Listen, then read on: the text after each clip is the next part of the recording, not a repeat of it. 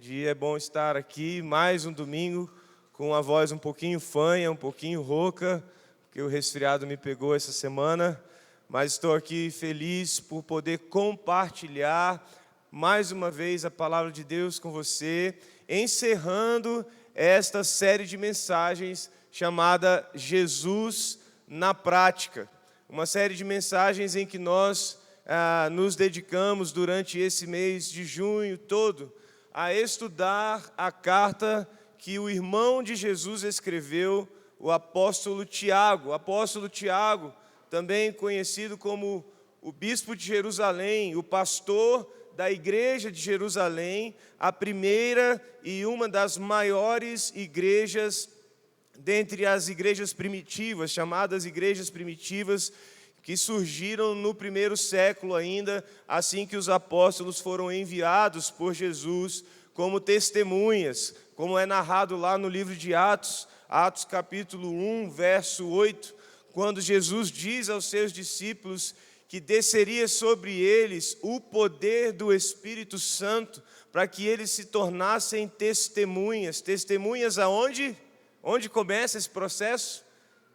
Jesus diz, Jerusalém, Judeia, Samaria e até os confins da terra. Pois bem, a pregação do Evangelho começou em Jerusalém através dos apóstolos. Por isso, os historiadores dizem que é em Jerusalém mesmo que cresce e se forma a maior igreja daquele tempo.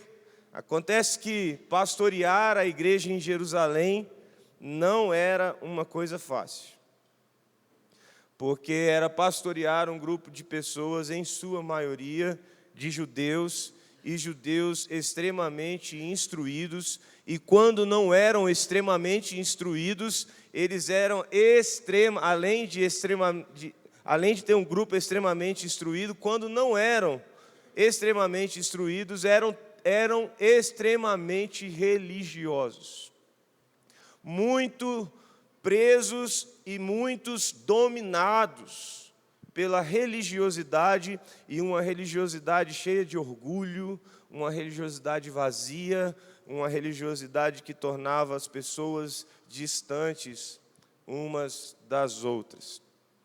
Bom, alguns aqui sabem, mas eu sou filho da igreja, eu cresci na igreja, nasci no lar cristão e já sou a quarta geração de crentes na minha família. Meus filhos já são a quinta geração de crentes na família. Meu bisavô era evangelista, daqueles de carregar um banquinho na mão e botar o banquinho no meio de uma praça e começar a pregar, e as pessoas começarem a se ajuntar ao redor dele, porque ele começava a anunciar a volta de Jesus, a anunciar a verdade do Evangelho. Meu avô, filho mais novo dele, se tornou pastor também, e tocou o ministério durante toda a sua vida. E meu pai foi criado também no Evangelho, minha mãe se converteu na adolescência e eu cresci na igreja, eu e meus irmãos crescemos na igreja. E já com 43 anos, ao longo da vida dentro da igreja, eu vi muitas coisas acontecerem, muitas coisas maravilhosas e muitas coisas tristes. Eu vi muita gente sendo abençoada, mas eu também vi muita gente se ferindo na igreja. E você não precisa viver 40 anos dentro de uma igreja para você também já ter experimentado isso. Ter experimentado a alegria de ver vidas sendo profundamente transformadas no contexto da comunidade da igreja, mas também vidas saindo feridas, decepcionadas e frustradas. Como pastor eu como pastor também vi muitas pessoas chegando à igreja e saindo da igreja com sentimentos de que foram, com a sensação, sentimentos de que foram magoados, decepcionados, frustrados. Nós recebemos gente que vem assim, Eu não sei se você é uma pessoa que já veio de uma igreja ferida, cansado, sobrecarregado. Mas é comum hoje em dia, nas igrejas, recebermos as pessoas já assim, já frustradas, já decepcionadas, já feridas, na igreja de onde vieram. Ou também já vi pessoas saindo da nossa própria igreja, assim, feridas, magoadas, de um lugar onde elas deveriam ter sido curadas, encorajadas e fortalecidas. E aí me vem uma pergunta que eu quero que se transforme no seu questionamento também nessa manhã. Eu quero que essas perguntas sejam perguntas que você também faça e que você se incomode a respeito delas. Que você, fazendo essas perguntas, diga: eu preciso encontrar a resposta para essas perguntas. Eu preciso encontrar, nem que seja os primeiros passos, um caminho inicial para responder essas perguntas e responder, obviamente, positivamente, responder de maneira propositiva. As perguntas são: o que faz, então, uma igreja ser uma bênção? Pense aí. Se você conhece, eu conheço, muitos aqui conhecem pessoas que entraram na igreja e saíram feridas. Pessoas que chegaram à nossa igreja já feridas de outras igrejas.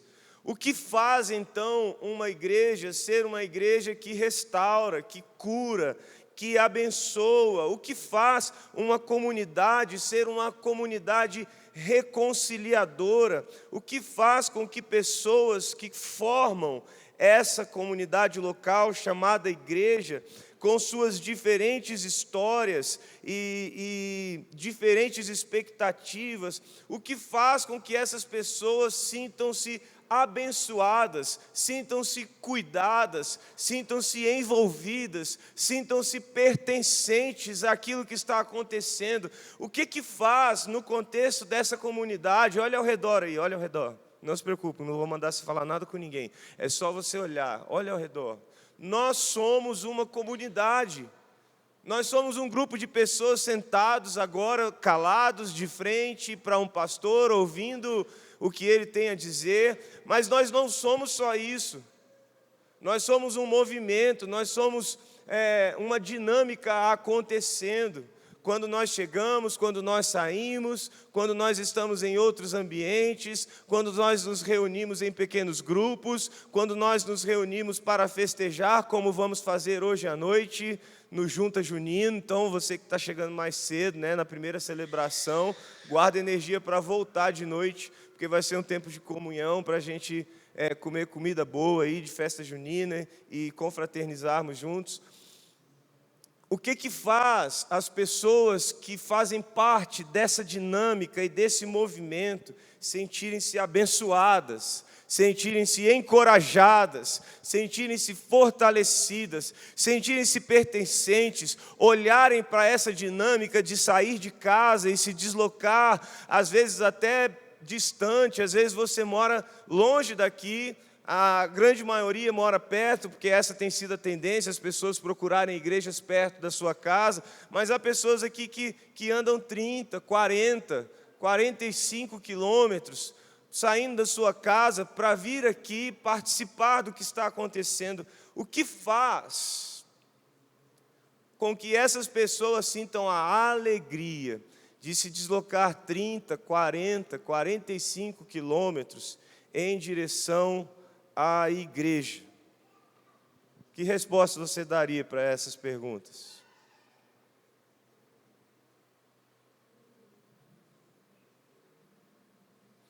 Eu vou dar para você já, no início da mensagem, já vou te dar a resposta. A resposta é você. Você. Talvez você pensasse: não, é Deus. É o Espírito Santo que faz a pessoa sair da casa dela e vir até aqui. Mas o Espírito Santo está só aqui nessa igreja? O Espírito Santo se movimenta só aqui nesse lugar? Nós somos uma Jerusalém que os judeus pensavam que se tratava de um lugar santo em que eles tinham que ir para encontrar com Deus lá, porque Deus estava lá. Nós somos o Monte Gerizim, que para os samaritanos era o lugar santo, e eles tinham que se deslocar para lá para poder se encontrar com Deus. Não, nós não somos um lugar em que Deus se manifesta por causa do lugar, por causa da geografia. Você e eu nos deslocamos das nossas casas toda vez que saímos para cá por causa uns dos outros. É você quem faz da igreja um lugar abençoador. Somos nós, pessoalmente. Cada um de nós precisa se comprometer com isso, com sermos bênção na vida uns dos outros. Você não pode depender de uma liderança, depender de um pastor, depender de música, depender de louvor, depender de estrutura. Você não pode depender destas coisas para sentir-se abençoado.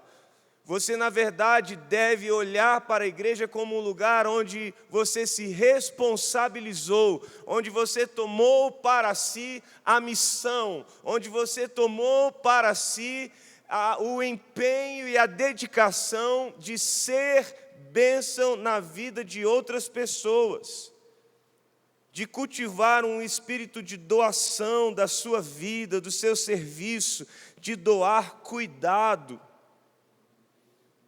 Em cada membro da igreja precisa existir esse desejo, em cada pessoa da comunidade, e é isso que vai nos direcionar a de fato sermos uma igreja que cura, restaura e continua a fazer isso ao longo dos anos. Uma igreja que cura, que restaura, ao invés de uma igreja que fere, que oprime, é uma igreja onde cada pessoa entendeu que é um instrumento de graça, que é um instrumento de manifestar aquilo que Jesus ensinou na vida das outras pessoas. Como eu disse para vocês, Tiago pastoreava em Jerusalém. E quando Tiago escreve essa carta, abra sua Bíblia aí na carta de Tiago.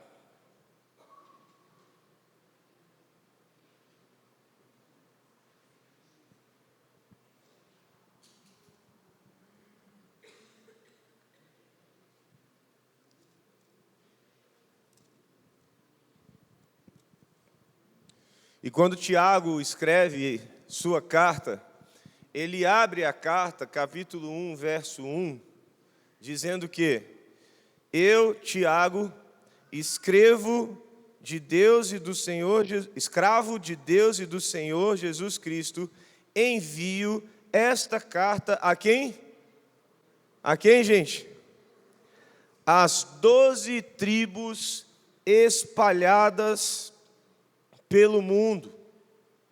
O apóstolo Tiago escreveu esta carta a judeus espalhados pela diáspora.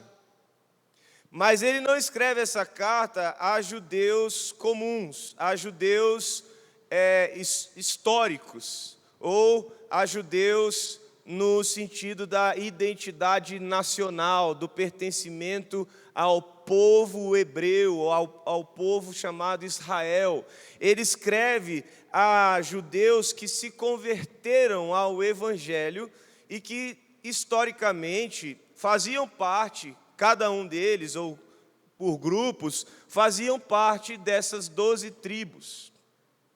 Tiago está escrevendo à igreja, mas ele está escrevendo, quando ele diz 12 tribos, ele está escrevendo a uma igreja específica.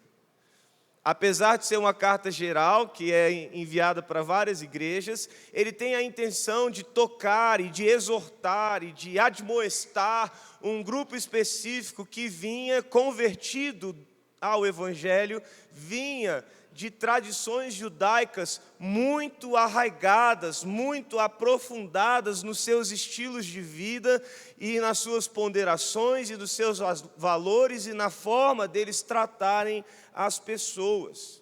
Por isso, quando você lê a carta de Tiago, a palavra de Tiago é dura, é uma palavra confronto.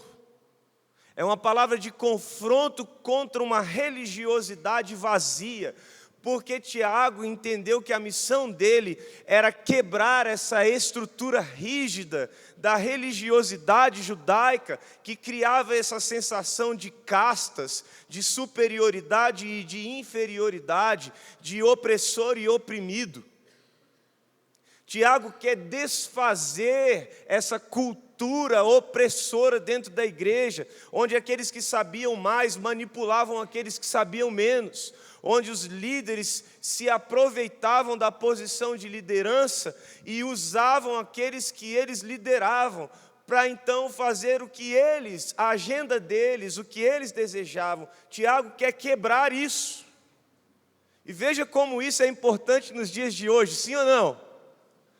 A gente vive uma geração hoje de líderes e homens que, por causa do seu conhecimento ou por causa do seu carisma, da sua capacidade de liderar e de mobilizar um número enorme de pessoas, ao invés de tornarem-se servos de uma comunidade, ao invés de tornarem-se servos da palavra e submissos, eles se tornam manipuladores, usurpadores, homens que fazem da grande massa uma massa para as suas manobras, para os seus desejos, para os seus planos. Tiago queria uma igreja que vivesse o que aprendeu e passou a pregar. Tiago queria uma igreja que vivesse o Evangelho. Tiago queria uma igreja que vivesse Jesus. Tiago queria uma igreja que experimentasse cura, que experimentasse restauração. Tiago queria algo acontecendo em uma comunidade que assumiu a responsabilidade de viver na prática o que Jesus ensinou. Tiago escreveu todos esses 5 capítulos, uma curta carta, mas muito contundente, muito forte, palavras incômodas, para chacoalhar os religiosos e dizer: não continuem a fazer do jeito que vocês estão fazendo, não continuem a viver do jeito que vocês estão vivendo, porque vocês estão continuando feridas, vocês estão continuando mágoas, vocês estão continuando acepção de pessoas, vocês estão continuando aquilo que a religiosidade gera. E o que o Evangelho gera é cura, é reconciliação, é pertencimento, é salvação, é restauração, é resgate. E para nós vivermos todos esses efeitos do Evangelho, nós precisamos tomar uma postura pessoal. E esse é meu empenho nessa manhã. Eu vou falar sobre essa igreja abençoadora, mas essa igreja abençoadora, ela só existe se você se você assumir a responsabilidade pessoal de construir esta igreja, esta comunidade abençoadora. Essa comunidade não vai acontecer porque eu quero. Essa comunidade não vai se tornar real porque eu tenho uma visão. Essa comunidade só vai se tornar real se você se levantar da cadeira onde você está, dizendo: eu vou viver o Evangelho. Na minha casa, no meu trabalho, na minha igreja. Eu vou viver o Evangelho. Tiago capítulo 5, versos 13 a 20, é o que nós vamos estudar nessa manhã.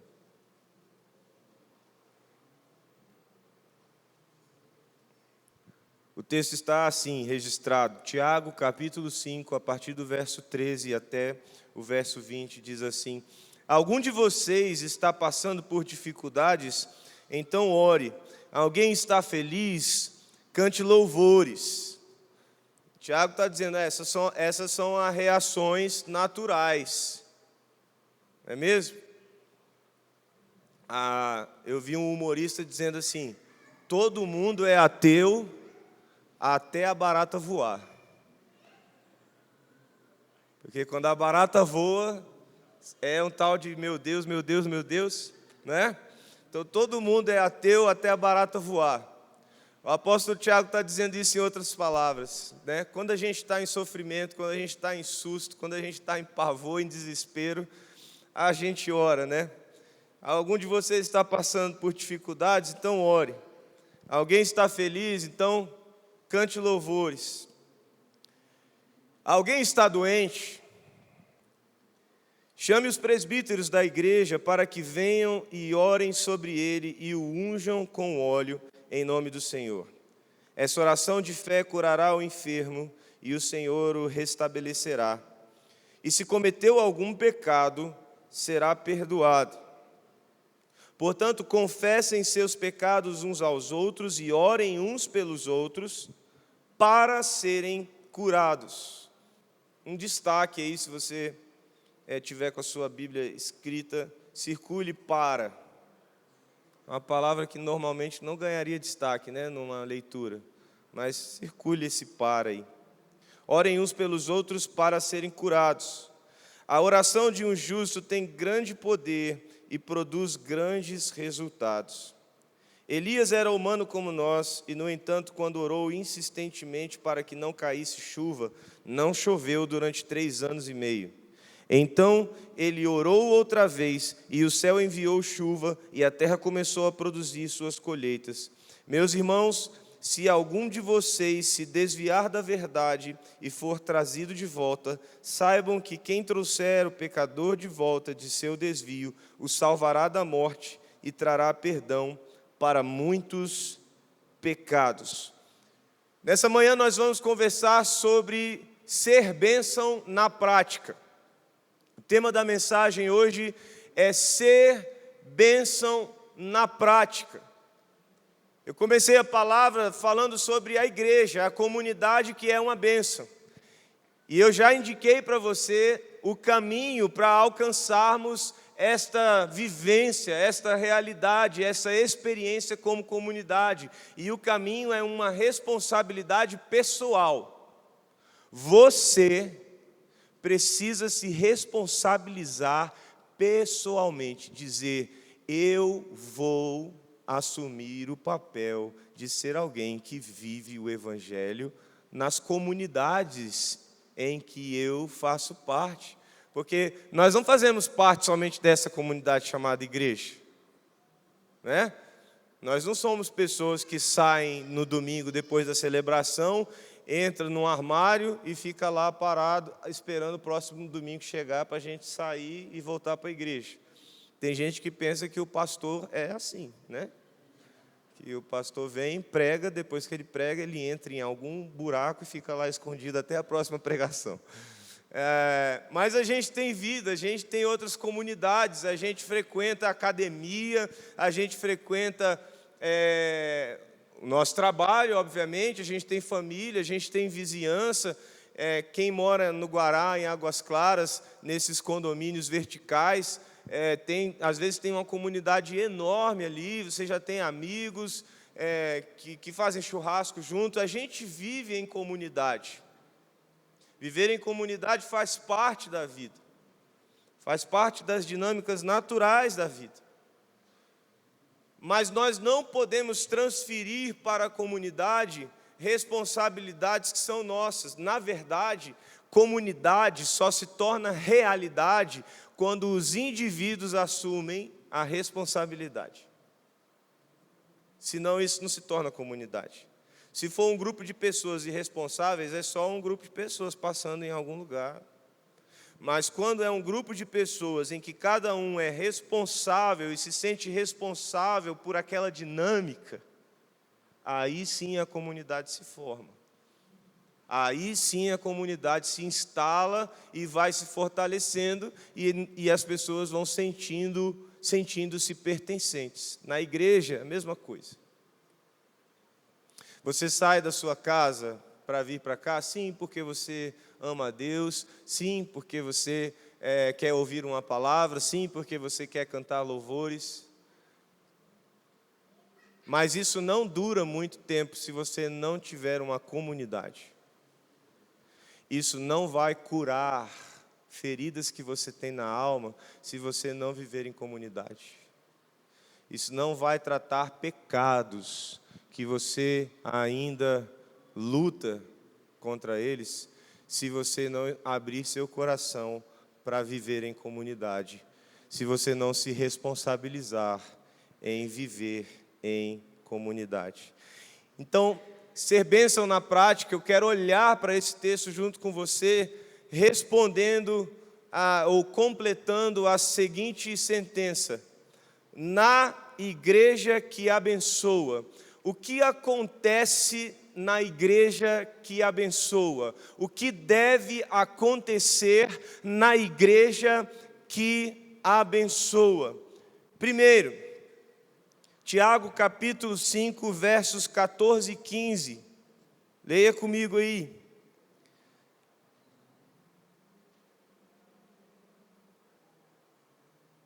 Tiago capítulo 5, versos 14 e 15.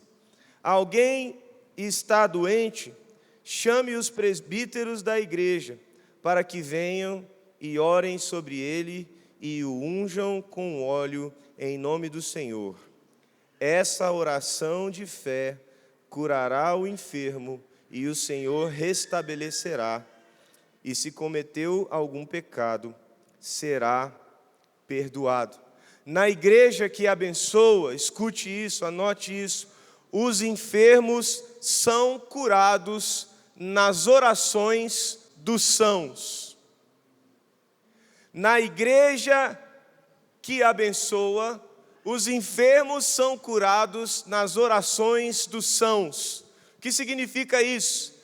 Significa que aqueles que estão saudáveis não ficam celebrando sua saúde somente, desfrutando da sua saúde, mas eles estão preocupados com aqueles que dentro da comunidade não estão saudáveis.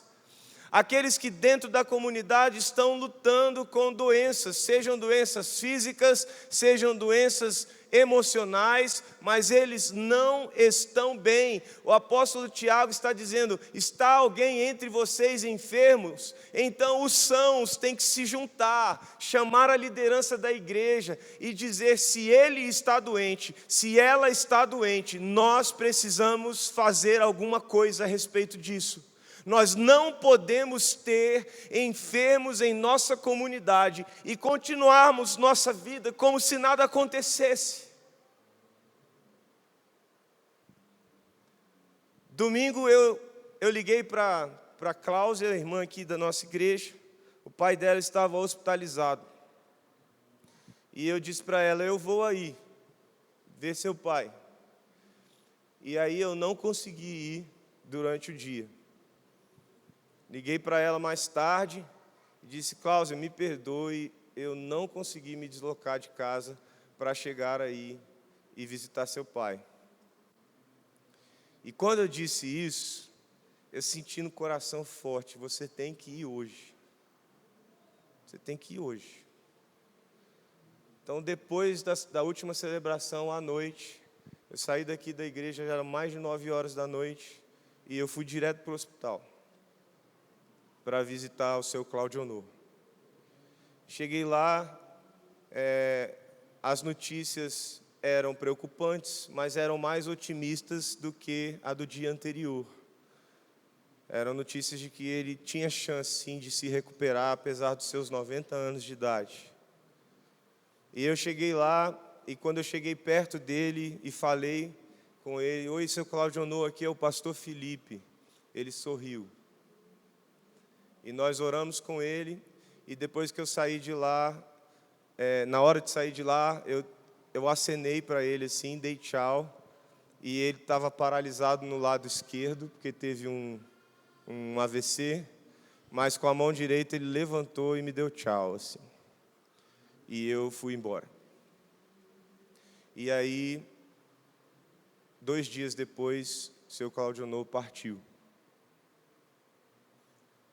Mas, de alguma forma, ele, sua filha e sua irmã que estavam no hospital, eu vi de alguma forma um sorriso no rosto, como se dissesse: que bom que bom que alguém veio aqui.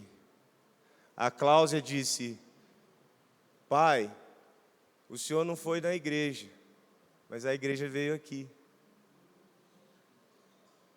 Não era a igreja literalmente, era uma pessoa da igreja. Mas essa foi a frase dela: pai, o senhor hoje não pôde ir para a igreja, mas a igreja veio aqui.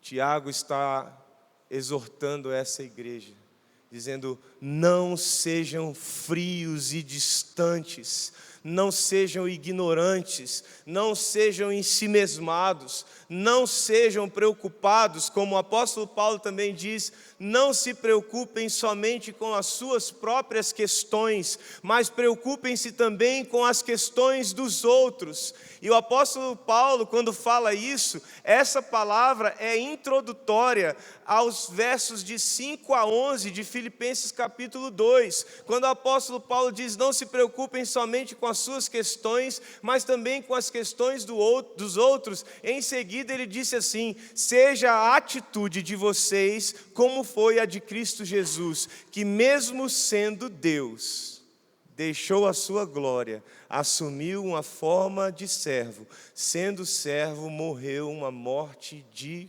cruz. Nós temos um Deus que se responsabilizou pessoalmente por nós, o São, o único São, olhou para os doentes e disse: eu vim por eles. Se você abrir Mateus capítulo 5, na Bíblia, Mateus capítulo 5,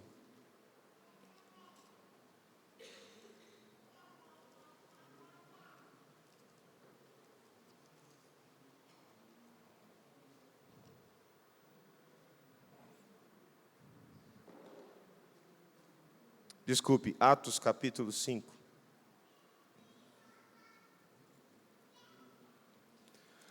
Você vai ver o movimento da igreja repetindo o que Jesus fazia. Atos capítulo 5, versos 12 a 16, diz assim: os apóstolos realizavam muitos sinais e maravilhas entre o povo. Todos se reuniam regularmente no templo, na parte conhecida como Pórtico de Salomão. Quando se reuniam ali, ninguém mais tinha coragem de juntar-se a eles, embora o povo os tivesse em alta consideração. Cada vez mais pessoas, multidões de homens e mulheres, criam no Senhor. Como resultado, o povo levava os doentes às ruas, em camas e macas, para que a sombra de Pedro cobrisse alguns deles enquanto ele passava. Muita gente vinha das cidades ao redor de Jerusalém, trazendo doentes e atormentados por espíritos impuros. Todos eram curados. Se você abrir agora em Lucas capítulo 5, versos 31 e 32,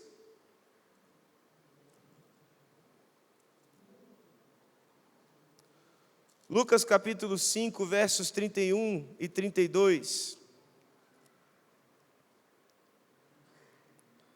diz assim: Jesus lhes respondeu: as pessoas saudáveis não precisam de médico, mas sim os doentes. Não vim para chamar justos, mas sim pecadores para que se arrependam. O nosso Deus veio para que nós fôssemos curados. E Ele nos chamou para então sermos instrumentos dessa mesma cura. Mas eu e você precisamos nos responsabilizar pessoalmente. O pastor Isaltino Gomes escreveu um texto sobre uma discussão religiosa. Há uma discussão religiosa até hoje sobre se a igreja deve usar óleo ou não deve usar óleo. O pastor Isaltino Gomes foi um pastor referência para o ambiente teológico, especialmente batista. E ele diz o seguinte, citando Tiago: a oração curará o doente. Deus responde orações e cura pessoas. com ou sem remédio, com ou sem óleo. O óleo não cura, não é remédio, mas pode ser usado. Como diz para orar pelos enfermos, ele diz para ungí-los com óleo. O que o apóstolo Tiago está dizendo é: nós precisamos tomar uma postura ativa, de olhar para quem está doente e simbolicamente dizer: o que nós desejamos é que sobre você esteja a presença de Deus que sara, que cura e que restaura. Eu vou pedir até que vocês peguem óleo, tá bom? Por favor. Na igreja que abençoa, outra coisa acontece. Volte aí para Tiago. Tiago, capítulo 5. Tiago, capítulo 5, verso 16. Outra coisa acontece na igreja que abençoa. Tiago, capítulo 5, verso 16. Portanto, confessem seus pecados uns aos outros e orem uns pelos outros para serem curados. A oração de um justo tem grande poder e produz grandes resultados. A igreja precisa ser um lugar de vulnerabilidade e de confiabilidade. A igreja precisa ser um lugar de vulnerabilidade e de confiabilidade. A igreja precisa ser um lugar onde você encontra pessoas a quem você pode confessar seus pecados, porque elas são confiáveis para receber a sua confissão e ajudá-lo na sua luta e na sua busca por santidade. Na igreja que abençoa, os que estão em pecado são acolhidos nas orações dos justos. Primeiro que eu disse é, os enfermos recebem oração dos sãos, porque os sãos estão preocupados não só com as suas próprias questões, mas com as questões dos outros. Não é porque eu estou saudável que eu vou ignorar aqueles que estão doentes. Eu vou rir com os que riem, me alegrar com os que se alegram, mas também chorar com os que choram. Numa igreja que abençoa, há pessoas, há homens e mulheres que se responsabilizaram pessoalmente a acolher em suas orações aqueles que estão em luta com o pecado. Uma igreja não acusa, não aponta o dedo, não diz você não presta, você não serve, você não é bom o bastante, você não é adequado. Isso não é uma igreja.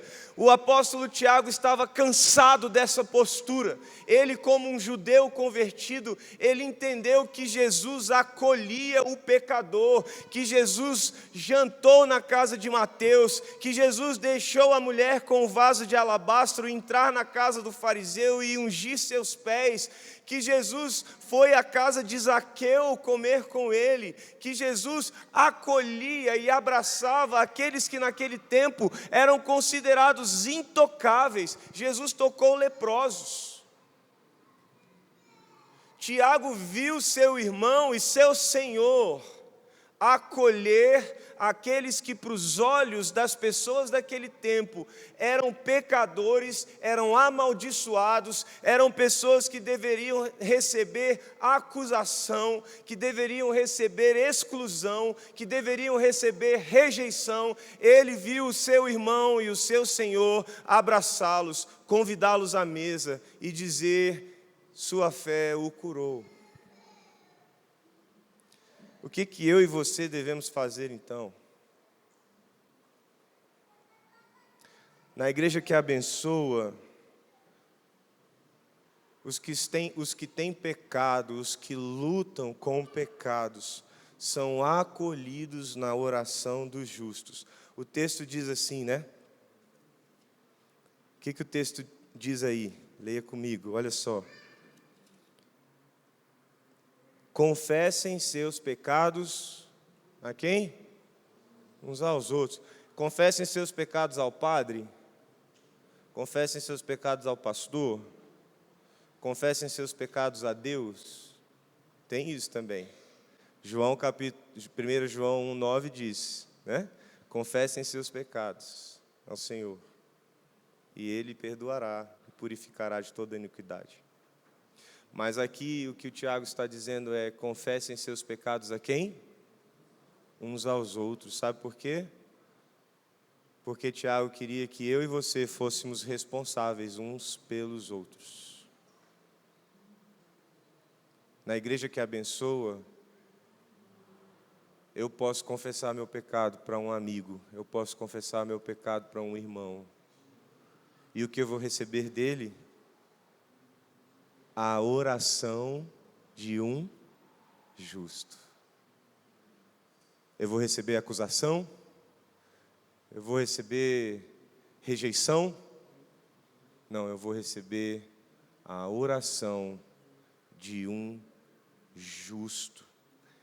E Tiago diz: a oração de um justo pode grandes coisas, produz grandes resultados. Na igreja que abençoa, os que estão em pecado são acolhidos na oração dos justos. A autora Joyce Meyer escreveu o seguinte: não podemos nos fazer justos. Só o sangue de Jesus nos torna justos, como se nunca tivéssemos pecado.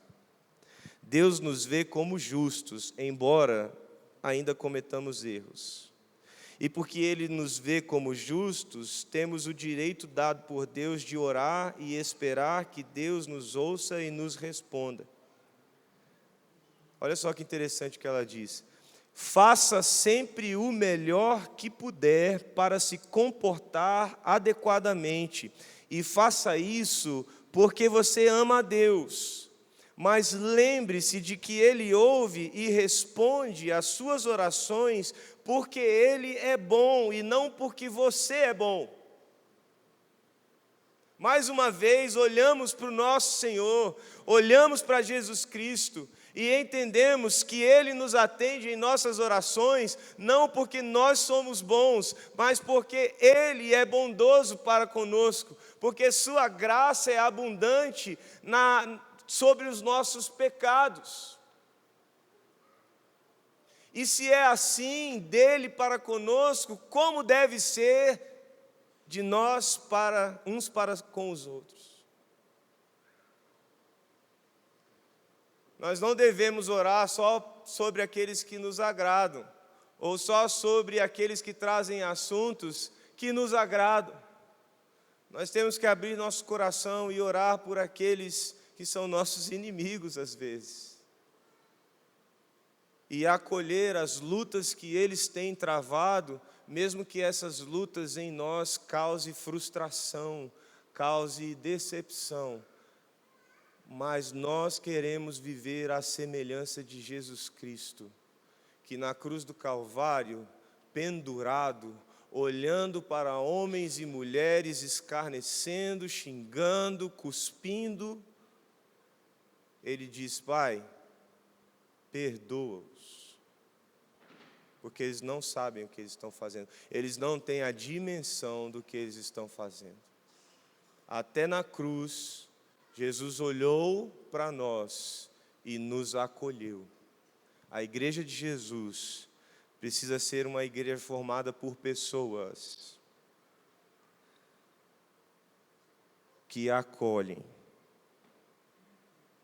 ou que são acolhidas, dependendo do lugar onde você estiver naquele momento. Mas a verdade é que todos somos pecadores e todos somos justos. Todos somos ao mesmo tempo justos porque Cristo nos tornou justos, e todos nós somos pecadores porque cometemos pecados. No fim das contas, o que o Tiago está dizendo é: se alguém vem confessar pecado com você, ore, ore. Mas eu pedi para você circular uma palavra. Qual foi a palavra que eu pedi para você circular? Para. Para é uma expressão em grego que é pronunciada riná. Riná é uma palavra que aponta para um propósito. Não é simplesmente uma preposição como é no português, que às vezes a gente lê e não se dá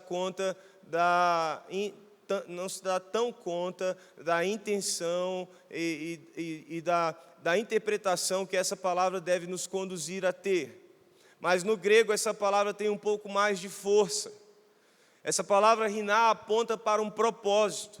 Quando Tiago usa essa palavra para conectar a confissão e a oração, no verso 16, quando ele diz assim, portanto, confessem seus pecados uns aos outros e orem uns pelos outros para serem curados.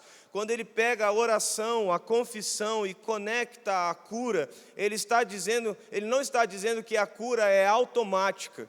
E que uma pessoa que está em pecado, a partir do momento que ela confessa e alguém ora por ela, automaticamente aquele pecado estará vencido de uma vez por todas. Não, o que Tiago está dizendo é quando você confessar e quando você orar por alguém que está confessando, que haja em ambos o propósito de cura. Aquele que está pecando precisa querer ser curado, e aquele que está orando precisa comprometer-se em levar aquela pessoa à sua cura. Não é uma coisa automática, é algo que tem a ver com compromisso. É alguém que está comprometido em vencer o seu pecado, e alguém que se colocou do lado dele e se comprometeu a dizer: eu vou com você até esse pecado ser vencido. Imagine, sonhe junto comigo, imagine uma igreja formada por pessoas que conversam e oram com essa intenção. Imagine uma igreja de pessoas que confessam seus pecados desejando cura, de pessoas que ouvem o pecado umas das outras e dizem: eu vou orar com você e eu vou andar com você até que você seja liberto e curado do seu pecado.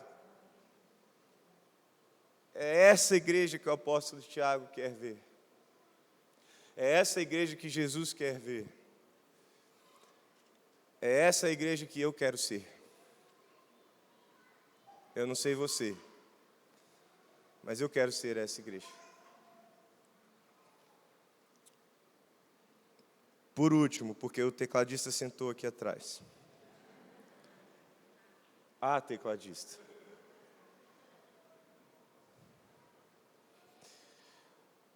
Por último, Tiago 5, verso 20, 19 e 20. Meus irmãos, se alguns de vocês se desviar da verdade e for trazido de volta, saibam que quem trouxer o pecador de volta de seu desvio, o salvará da morte e trará perdão para muitos pecados. Na igreja que abençoa, os que estão afastados são buscados pelos que estão próximos. Na igreja que abençoa, os que estão afastados são buscados pelos que estão próximos. Você não pode saber que alguém está longe e não se responsabilizar por isso.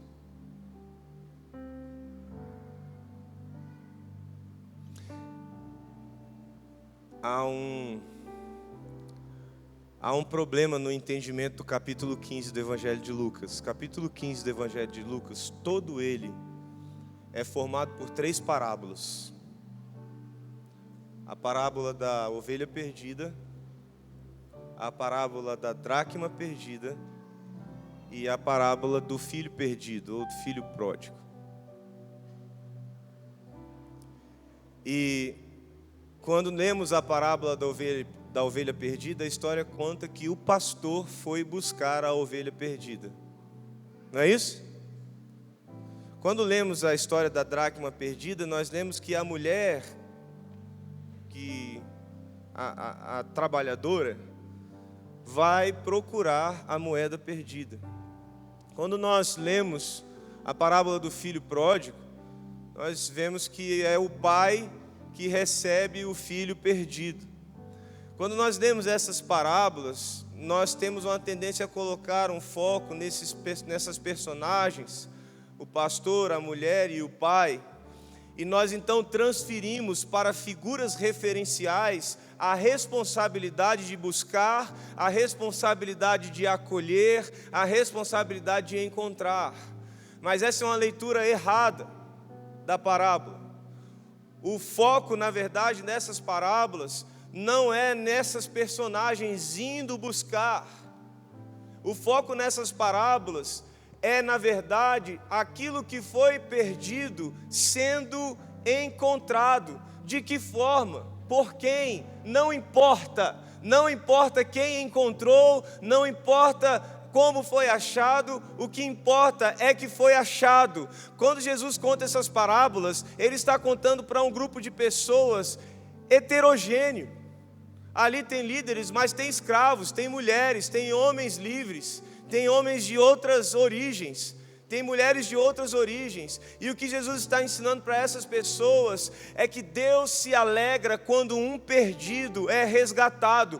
Por quem? Não importa por quem. O que importa é que Deus se alegra quando um perdido é resgatado, quando alguém que está longe é trazido para perto. E o que o apóstolo Tiago está dizendo para essa igreja precisa ser uma igreja que olha para fora procurando aqueles que se distanciaram, para ir atrás deles. Não é para você me chamar e dizer: ó pastor, ó lá, ó. Lá vai, ó. Sabia que não ia durar muito. Não é isso que Tiago quer. Tiago não quer você dizendo: eu sou parte dos fiéis porque eu permaneço. Aquele lá, nunca foi, nunca será. Não, Tiago quer uma igreja que olha para fora e quando vê alguém se distanciando, vai atrás dessa pessoa e diz: ela é minha responsabilidade. Se eu enxerguei, sou eu que tenho que ir. Se eu percebi, sou eu que tenho que chegar lá. Na igreja que abençoa, os que estão afastados são buscados pelos que estão próximos. O pastor se alegrou porque a ovelha voltou. A mulher se alegrou porque a moeda foi encontrada. O pai se alegrou porque o filho voltou à vida. E nós precisamos nos alegrar também quando alguém é resgatado. Mas mais do que isso, nós precisamos nos alegrar porque é nossa responsabilidade resgatar aqueles que se afastaram. Meu desejo de coração de hoje, com a pregação de hoje, é fechar este ciclo da carta de Tiago, dizendo para você: seja esta igreja. Seja esta igreja. Eu quero, junto com você, construir esta igreja. Esta igreja onde os enfermos recebem a oração dos sãos. Onde os pecadores são acolhidos nas orações dos justos. Onde os distantes são buscados, encontrados pelos que estão perto. Essa é a igreja que o apóstolo Tiago sonhava. E essa deve ser a igreja que eu e você também sonhamos. Mais do que isso, essa deve ser a igreja que eu e você assumimos a responsabilidade de ser. Sermos esta igreja. Feche os seus olhos.